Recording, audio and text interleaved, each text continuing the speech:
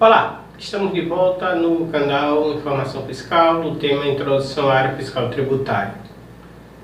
Hoje vamos falar sobre retenção de INSS. Já falamos sobre retenção de INSS, vamos falar sobre retenção de ISS, Imposto sobre Serviço, aplicado nos faturamentos das empresas. É importante, né, que o pessoal, quem gostar, dê o like, se inscreva, marque o sininho para receber. A gente já vai na 21ª aula e ainda vem muitas pela frente. Todas elas são grátis. Naturalmente, se alguém quiser uma aula presencial, a gente pode combinar um valor dependendo da quantidade de pessoas, que não pode ultrapassar assim umas 7 ou 8 pessoas no máximo, para que o rendimento seja adequado. Estamos à disposição. Bom, sobre o INSS, toda a legislação do INSS está dentro da Lei Complementar 116.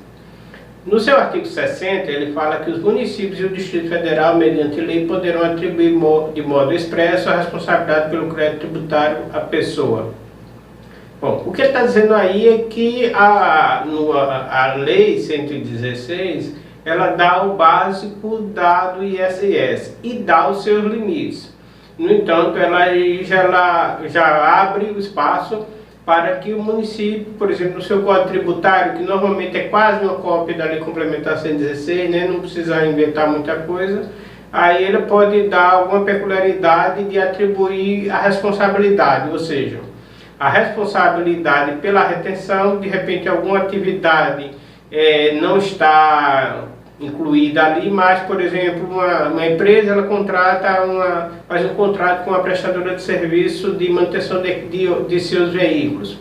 Não está previsto a retenção do ISS aí, porque o serviço é prestado na própria oficina. É basicamente parecido com o INSS, o serviço é feito lá. Então, no caso aí, a prefeitura pode atribuir que, se houver uma prestação de serviço de mecânica a uma empresa, ela faça a retenção. A lei já deixou aberto para que o município faça isso. Alguns pontos ela deixa aberto, outros não. No seu artigo 1º, sobre o responsável, a que se refere esse artigo, estão obrigados a recolhimento integral do imposto devido, multa e acréscimos legais, independentemente de ter sido efetuada sua retenção na fonte. Ou seja, a responsável, no caso das atividades que tem retenção de ISS, do tomador de serviço, naturalmente pessoa jurídica, e embora ela não tenha descontado, se ela esqueceu de descontar, de reter, não importa, a responsabilidade continua sendo dela, ou seja, na fiscalização da prefeitura, ela vai obrigar a empresa a recolher, independentemente dela ter retido do seu fornecedor, e aí há um prejuízo, com multa e tudo mais.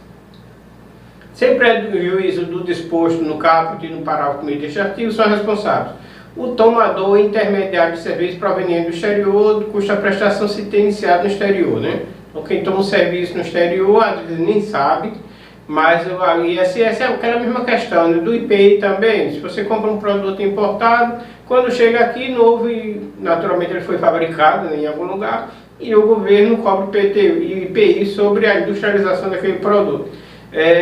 Algumas coisas podem não parecer justas, né? Mas a gente não está aqui para discutir isso, a gente está aqui para colocar a legislação para que o empresário ele caminhe dentro da legislação, porque evitar prejuízos no futuro, surpresas que podem quebrar a empresa. Uma tributação, uma fiscalização atrasada por alguma coisa que não foi recolhida, muitas vezes pode quebrar uma empresa. Ou a quantidade de tributos é muito grande e os valores também. Então, o empresário tem que tomar conhecimento da parte de tributo e tem que entender aquilo como parte de seu custo, né? E aí o tomador, a pessoa jurídica, ainda que é imune ou isenta, tomadores intermediários de serviço descrito no subitem 305, 702, por aí vai. Basicamente o item 7, né, que é mais a construção civil, temos 17 e 11 também aí, mas o grosso mesmo fica na parte de construção, porque é uma prestação de serviço com muita mão de obra, normalmente. Bom, no serviço prestado mediante locação, cessão de direito de uso e congêneres. Cessão de andaimes, palcos, a gente está colocando aqui os principais que já foram citados ali como contribuinte responsável, já que a gente está falando de retenção. Então, serviço prestado mediante locação, cessão de direito de uso e contingente, cessão de andaimes, palcos, coberturas e outras estruturas de uso temporário. Por que ele está colocando isso aqui, se é uma cessão? Porque normalmente a cessão de andaime e palco, normalmente prevê uma montagem. E aí, estão prevendo a retenção do ISS.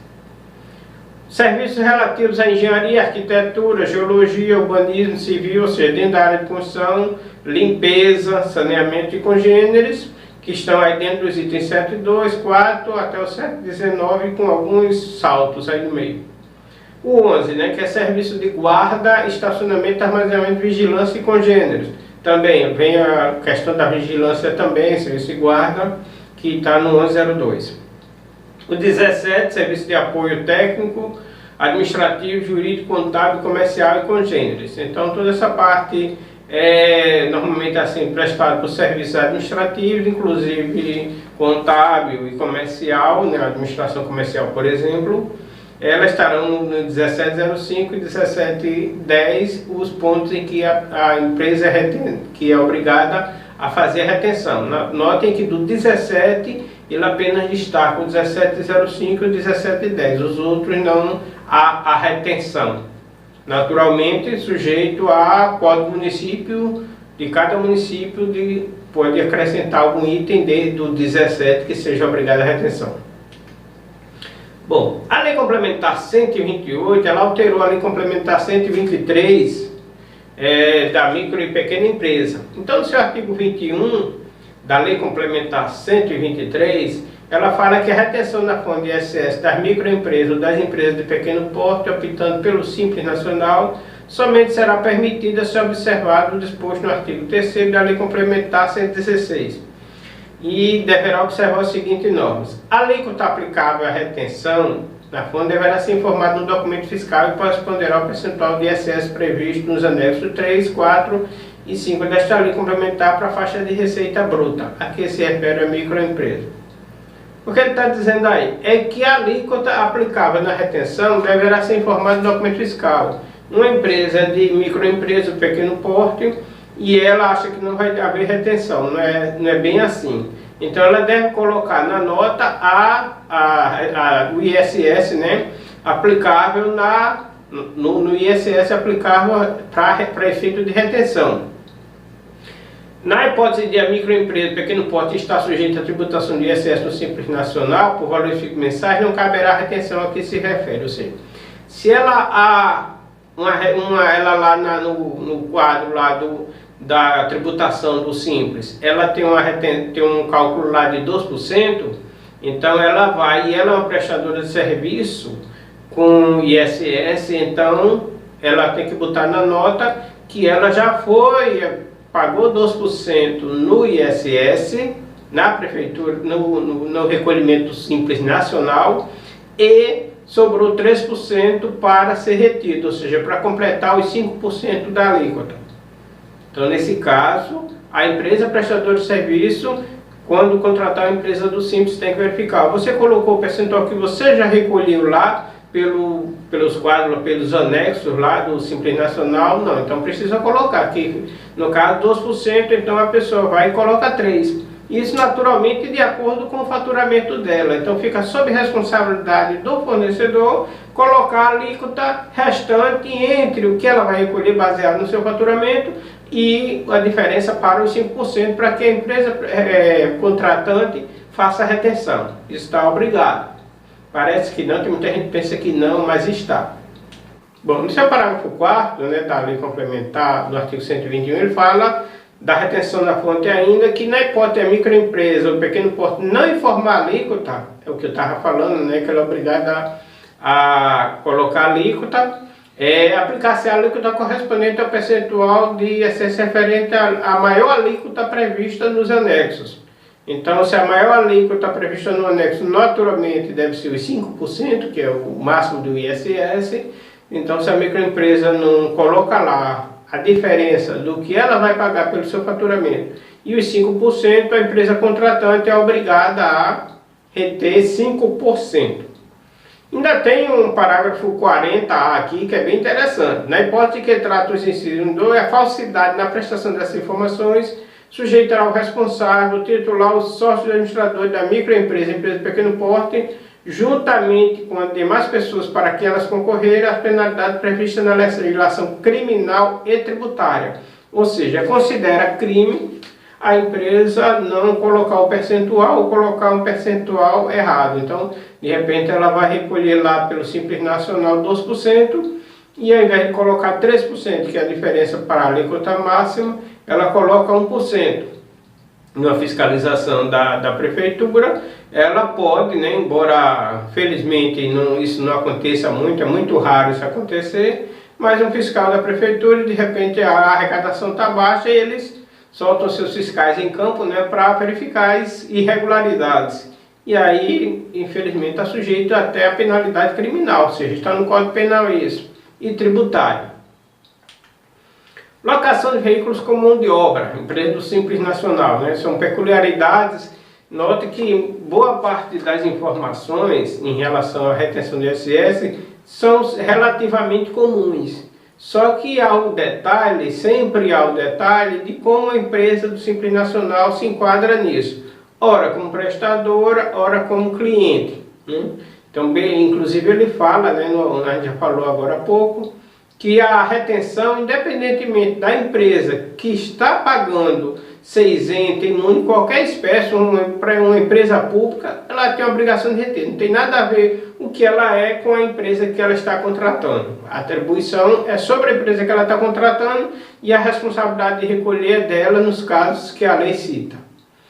O Simples Nacional, alocação de máquinas com operador, ou seja, vejam aí que a alocação de máquinas tem dois tipos, né? Que a alocação de máquinas que eu alugo a máquina e entrego lá e o operador é dado à empresa que vai contratar. E tem os casos em que eu mando com o operador, de repente é uma máquina grande, uma máquina complicada, mais técnica, e aí a empresa contratante não tem um técnico para isso, então ela contrata e contrata com o operador. Olha, o que está acontecendo aí? Está acontecendo uma cessão de mão de obra. Aí vem a questão do INSS e vem a questão do ISS. E no caso do Simples Nacional, já está previsto isso, que numa, né, solução de consulta aí, que haverá a retenção do ISS. Da mesma forma, uma vez que não está simplesmente locando um equipamento, está locando uma pessoa, ou seja, haver uma cessão de mão de obra. E aí a tributação acontece. Bom, encerramos por hoje a questão do ISS, né, a retenção do ISS, e agradecemos quem está assistindo, dê o like, compartilhe com os amigos, o pessoal que está no LinkedIn, no Instagram, não se esqueçam, por favor, cliquem lá no link que a gente coloca acima do vídeo e não no vídeo, porque aí a gente verifica a contagem do pessoal que está assistindo para ver os assuntos que estão dando maior interesse, para quando a gente voltar aos temas com mais detalhe, fazendo cálculos, simulações de valores para ficar uma coisa mais detalhada, né? A pessoa às vezes fala que é um pouco rápido. É um pouco rápido porque a gente está dando uma explanação geral. Então, quando a gente descer a cada detalhe de cada situação dessa, será uma coisa mais clara, né? Porque a gente não está falando do assunto geral, a gente não vai falar sobre a lei, por exemplo, a gente vai falar direto num cálculo. Muito obrigado e até a próxima.